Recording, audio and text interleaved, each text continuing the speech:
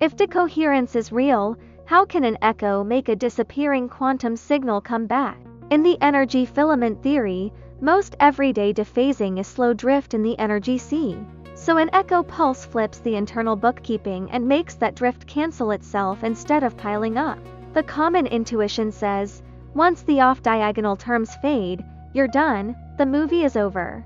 But experiments keep showing a stranger plotline. You let the phase spread out for a while. You hit the system with a well-timed flip, and later the phase partially refocuses. Like a blurred photo snapping back into focus. It sounds like time reversal, but it's closer to a trick you can do in a crosswind. Picture two hikers trying to walk straight while a steady wind pushes them sideways. If they just keep going, they drift farther and farther off course. Now halfway through, make them turn around and keep walking under the same wind. The second half of the walk gets pushed sideways in the opposite direction relative to their new headings, and the sideways error cancels. That's the intuition behind a Hahn echo. A pulse doesn't erase noise. It mirrors the phase evolution, so slow, correlated drift unwinds. In this picture, tension background noise TBN is often a slow, structured wobble, not pure chaos. When the wobble is slow enough, you can outsmart it with timing.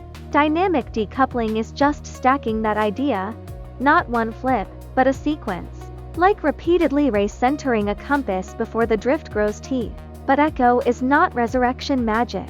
If the environment already stole a clear record, say a photon escaped carrying what path information, or a scattering event left a durable mark in many degrees of freedom, then there's nothing simple to refocus. Because the phase isn't merely smeared, it's exported. You can cancel a drift you still own, you can't unwrite a record that has already spread into the world. This also connects to the quantum eraser vibe.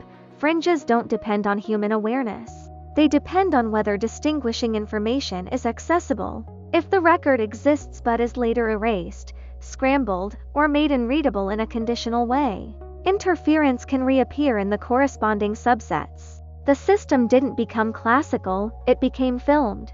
The practical lesson is sharp. Coherence doesn't just vanish, it diffuses and gets recorded. And how much you can recover depends on how deep that diffusion went before you acted. Next, take the opposite scenario. What if you don't measure once, but keep measuring continuously, like leaving the camera rolling the entire time? Tap follow, share it on New Physics, Clear Universe.